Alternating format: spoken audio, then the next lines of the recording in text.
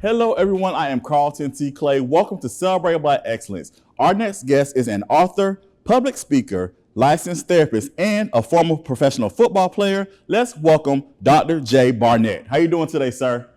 Man, Carlton, how you doing, good brother? Appreciate you, man. Thank you so much for being here. We definitely appreciate you. Now, after playing professional football, you made a transition into working in the mental health field. Can you talk about what that transition was like and why it was important for you to make that pivot in your career?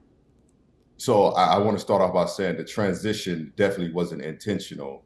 I think it was something that was divine, and I also think that it was something, man, that was needed after my football career, ended, and I struggled a lot with depression that was not associated with football. That was really associated with some childhood trauma, and I think not playing and not being able to play was really it was almost as my safety net was taken from me. Football for me was how I cope with not dealing with certain issues and certain pains of my childhood. And when I can no longer wear that helmet, I found myself into a very dark place. And as I have traversed this country, sharing my story, talking about suicide prevention, because I am a survivor of 2 suicide attempts. And after the second attempt is when I decided to enter therapy. And a few years after entering therapy, I decided to go back to school. And the reason for going back to school, I did not see myself to be a therapist or see myself to be a voice of mental health for anyone. I was really going because I wanted to learn more about my trauma and about my family history. And that's just kind of like a Reader's Digest type of context on how that transition happened. Well, thank you so much, Dr. J, for sharing your story. We definitely appreciate that for sure. Now, as we mentioned, you are also an author. You have a few books out so far: Finding Our Lost Kings and Queens, Letters to a Young Queen, and Hello King. Can you briefly talk about the message that's in each book and what you want readers to receive from those books? Well, these are some books that I wrote, Carlton, in my early years of working with teenagers and working with kids in group homes. And the message in these books were messages that were tailored into helping young people understand who they were, who they could become, and then also helping them to define a sense of identity. I think what happens generally with teens and particularly with the youth today, as I feel that these books were so ahead of their time, and I believe that they're still relevant today, in a world of social media, a world where our youth are consistently harassed with so many messages and with so many things that they should become and what they should do. These books speak to them finding their own lane and creating their own path, which can be very difficult when you have a world that is saying go this way. But the message in these books are going to ignite teens and ignite individuals who work with young people, which is my first book, Empowering Our Young Kings and Queens. And that was what I called them, because I wanted them to really understand that they were the ruler of their territory, which is their mind and their bodies. Well, definitely, we definitely appreciate it. I'm sure the readers definitely appreciate that. Thank you so much again for sharing your knowledge and sharing your story with that. Now, you just signed a deal with Waterbrook, an imprint of Penguin Random House Christian Publishing Group. First off, congratulations on that. Thank you. Thank you. And your new book is scheduled for release in 2027. Can you give us a preview of what we can expect from this new publication, and what impact do you expect this to have on the readers? Yes, I'm excited. Thank you. I'm excited about this project. This will be my first big project. All of the other books were self-published, but this is the first book that I'm going to do with Penguin Random House. And I'm excited about it because we're in a very interesting time politically, financially, and then also we're seeing so many things that were culturally sort of kind of inseminated into our upbringing and in our environment. So many laws are changing, and there's so many things, man, that are exhausting us as human beings day to day, and it's not slowing down. And this book, Pursuing Pace, I believe the reader are going to be able to walk away with not understanding that you have to pace yourself in life, but there are going to be steps on how you create rhythm because it's not slowing down. And what I want to help individuals do is eliminate cognitive exhaustion.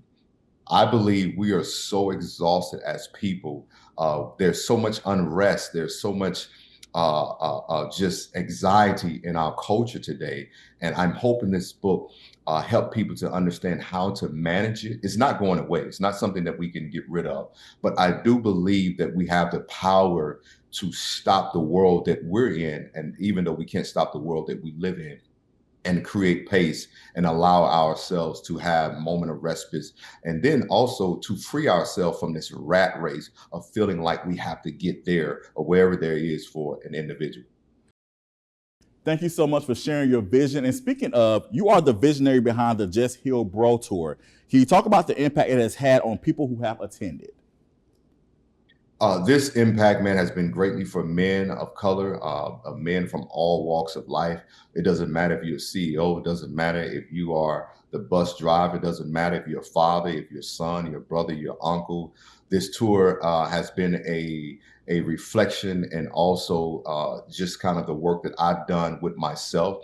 And writing this book was also a testament of how my journey began.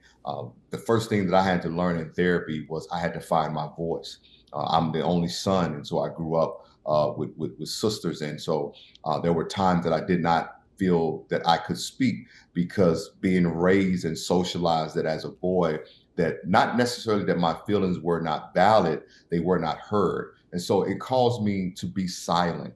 And what the Jesse or Bro Tour is doing is giving men their voice back. It's also helping men to feel the pain, because we talk a lot about healing, but healing will require you to feel the pain and then allow the pain to move through. So this tour has given men a voice, it's given men a space, but more importantly, it's giving men the tools on how to begin their own healing journey and how to move forward to a better version of themselves. And we definitely appreciate that. And it's so, Sure. so very needed for sure. Now, you also have a podcast, Just Heal with Dr. Yes. J. Now, is this an extension of the tour? And what is your vision for the podcast?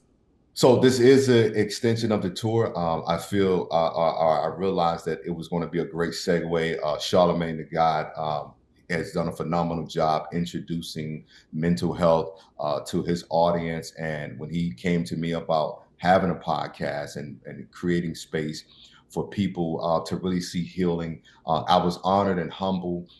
I've been blessed to have my close friend Taraji P. Henson on.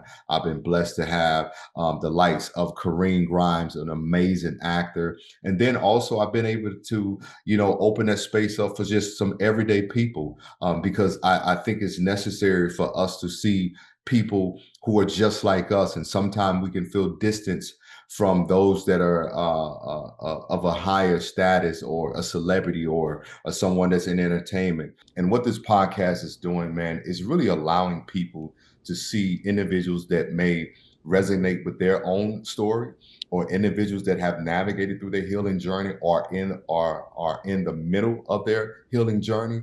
And what it's doing is really creating space for us to have conversation and have dialogue. I truly believe that this world needs more healing.